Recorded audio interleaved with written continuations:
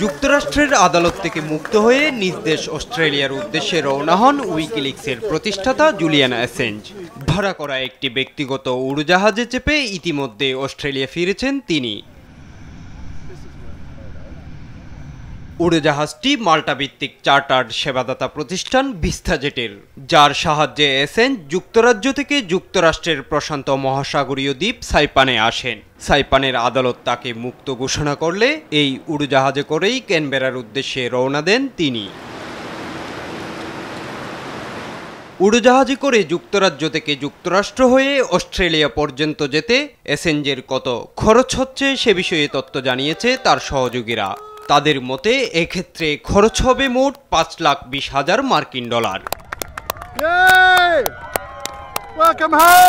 আপাতত অস্ট্রেলিয়ার সরকার এই খরচ বহন করলেও পরবর্তীতে অ্যাসেঞ্জকে পরিশোধ করতে হবে এই অর্থ।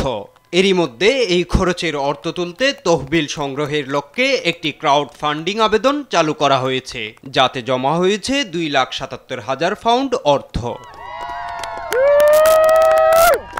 ইরাক ও আফগানিস্তান যুদ্ধ নিয়ে যুক্তরাষ্ট্রের লাখ লাখ গোপন সামরিক কূটনৈতিক নথি ফাঁস করে হইচই ফেলে দিয়েছিলেন অ্যাসেঞ্জ। এরপর অ্যাসেঞ্জের বিরুদ্ধে 18টি ফৌজদারি অভিযোগ আনা হয় যুক্তরাষ্ট্রে। এর ফলে যুক্তরাষ্ট্রে প্রত্যর্পণ থেকে বাঁচতে 7 বছর লন্ডনে অবস্থিত ইকুয়েডর দূতাবাসের আশ্রয়ে ছিলেন তিনি।